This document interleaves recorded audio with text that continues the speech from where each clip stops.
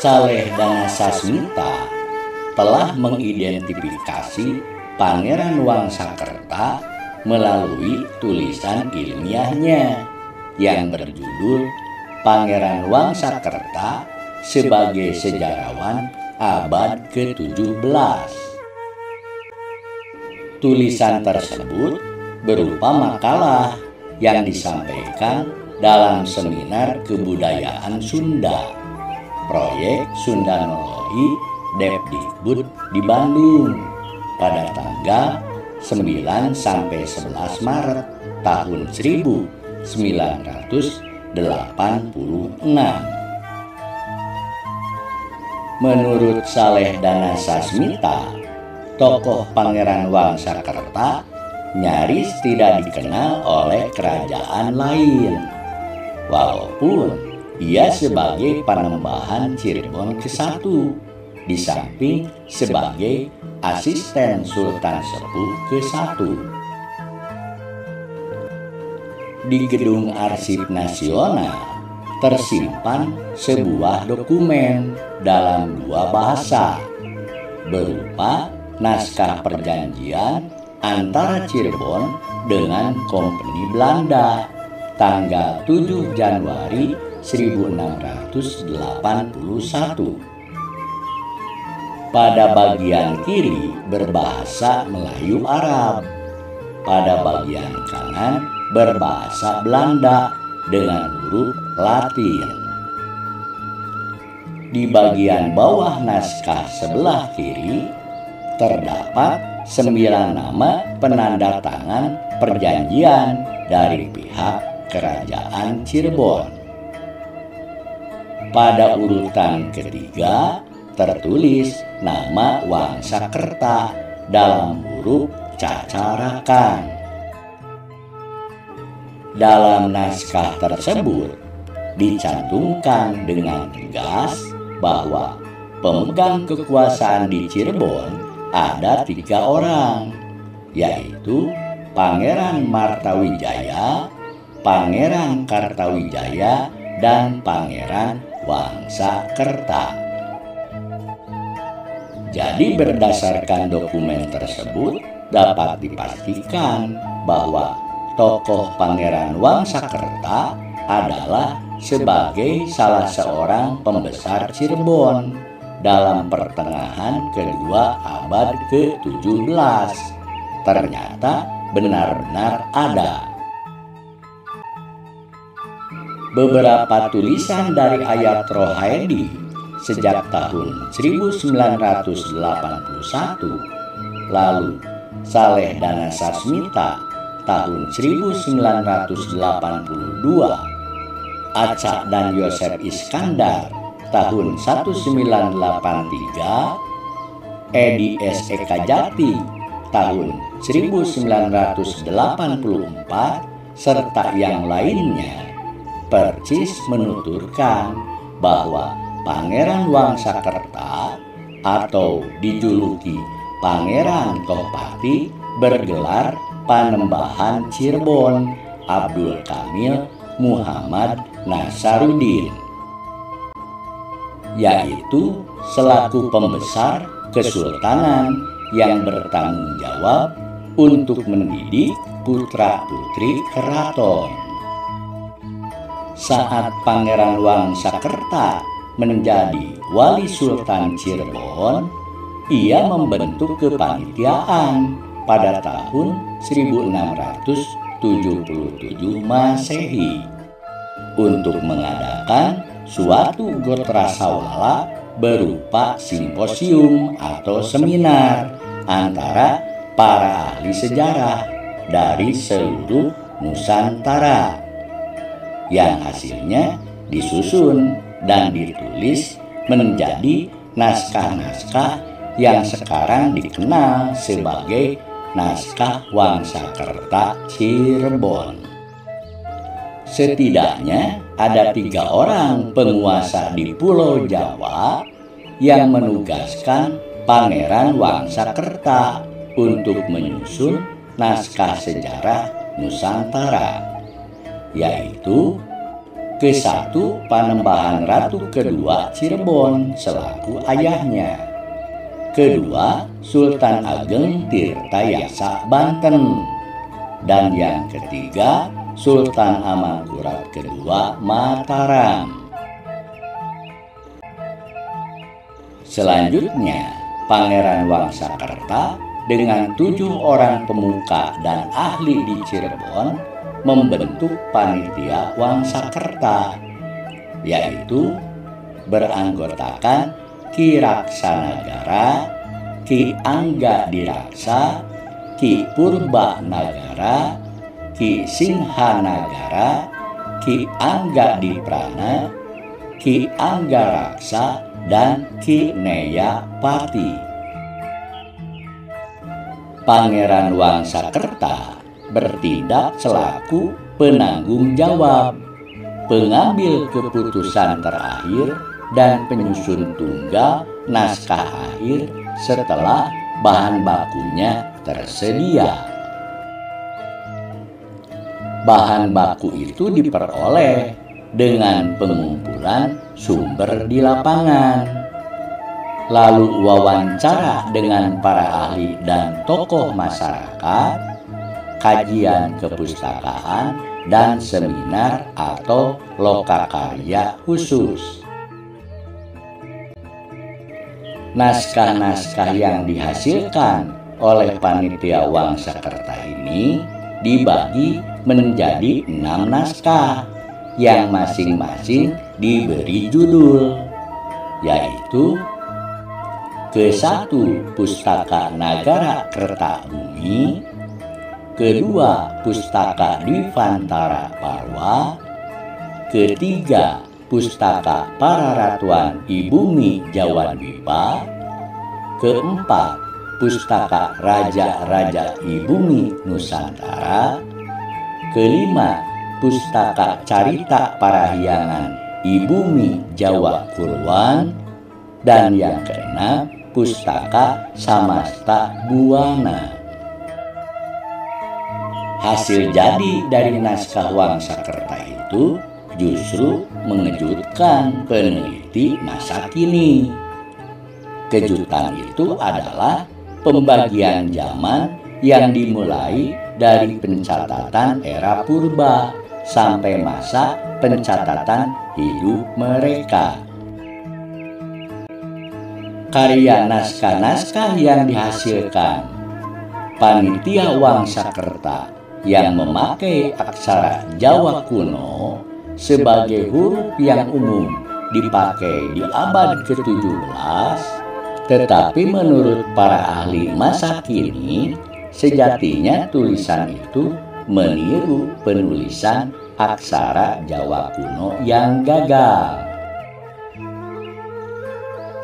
Menurut kajian para ahli sejarah dan filologi masa kini menyatakan bahwa naskah-naskah yang disusun oleh Panitia Wangsakerta terbuat dari bahan kertas daluang dengan sampul kertas karton berwarna kecoklat-coklatan dibungkus kain belacu putih, sedangkan tintanya berwarna hitam, berukuran aksaranya 5 mm dengan menggunakan bahasa dan aksara Jawa yang terkesan dikuno-kunokan.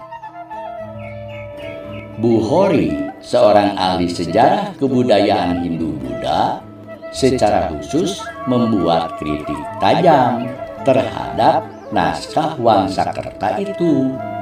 Melalui tulisannya tahun 1988 yang berjudul Beberapa Kritik Atas Naskah-Naskah Wangsakerta.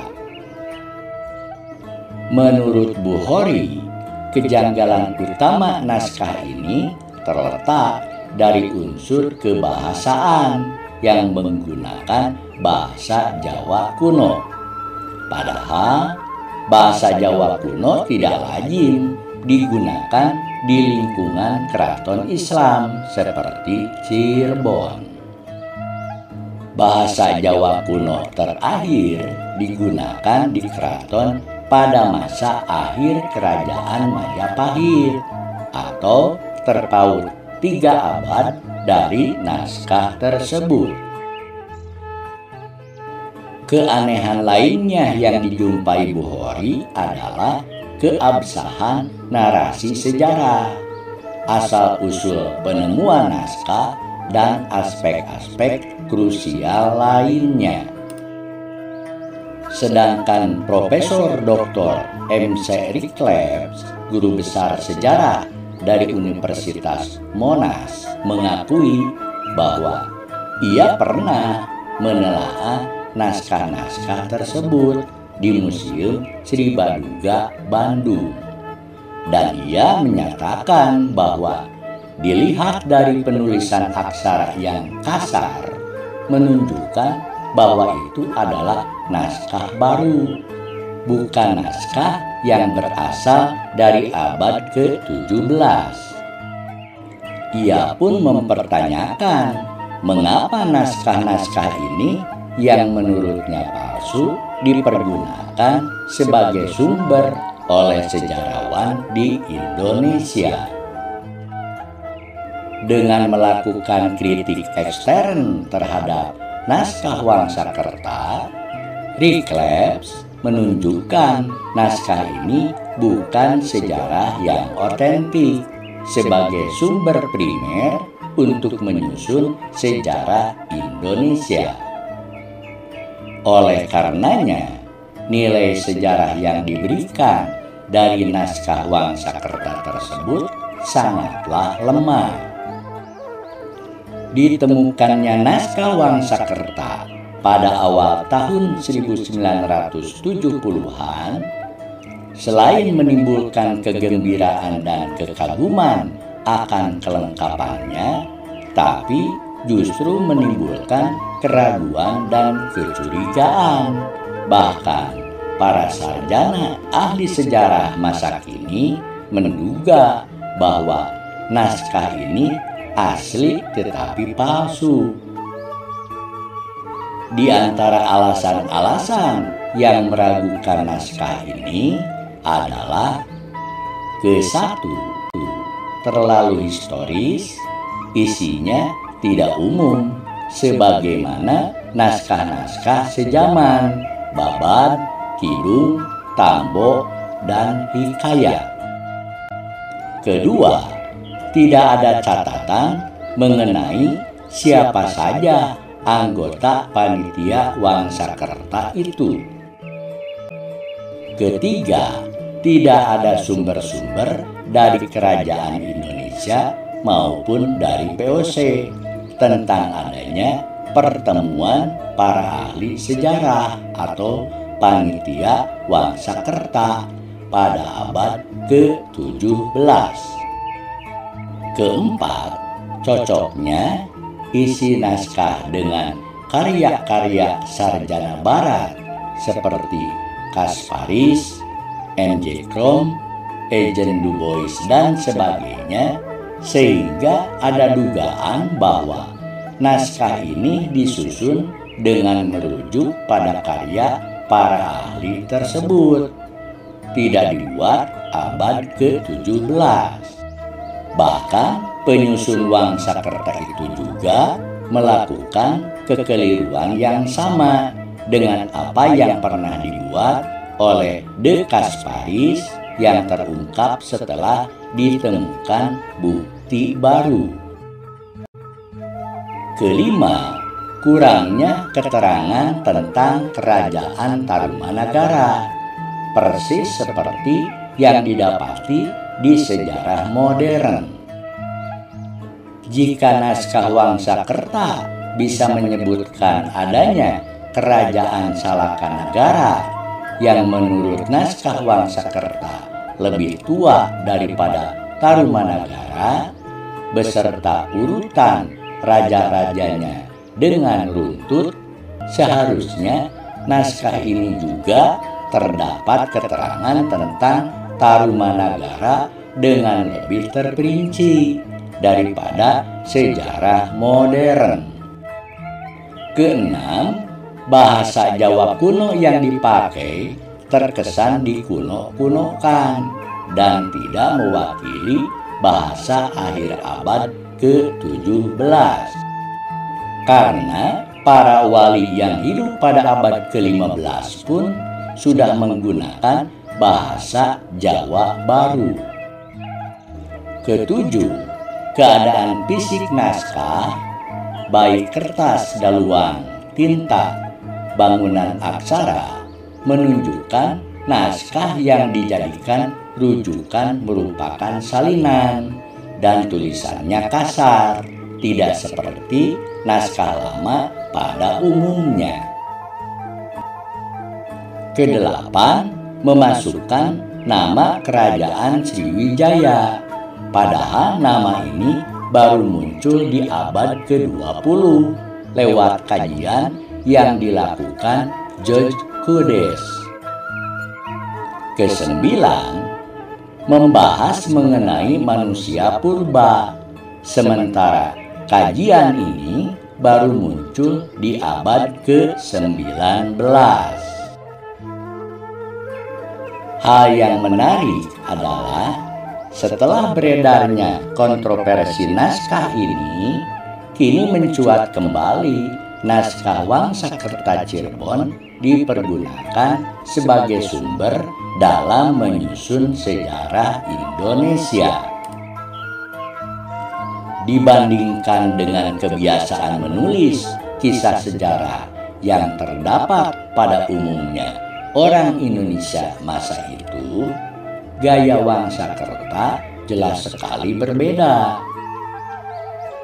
Karya sejarah yang lain yang biasanya disebut babad, hikayat, sejarah, kisah, tambo atau carita banyak sekali mengandung unsur mitos, dongeng, atau legenda yang berada di luar akal sehat manusia. Hal itu menyebabkan tugas ahli sejarah masa kini untuk menyaring sumber-sumber tersebut cukup berat. Sejarawan dihadapkan kepada suatu suasana yang mencampur adukan dongeng dan peristiwa sejarah.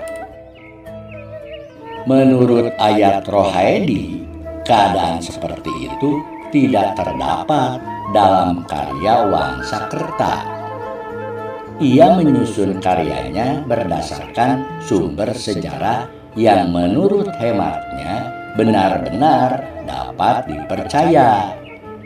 Oleh karena itu, hasilnya pun tentu saja sebuah karya yang seharusnya dapat dipercaya juga. Karya itu terutama Pustaka Raja-Raja Ibumi Nusantara oleh sebagian sarjana Indonesia dianggap terlalu sejarah untuk masyarakat Indonesia 300 tahun yang lalu. Rupanya mereka lupa bahwa sebelum tahun 1000 pun orang Indonesia sudah memiliki teknologi tinggi sehingga menghasilkan Candi Borobudur, Prambanan, Pringsewu, dan Ratu Boko.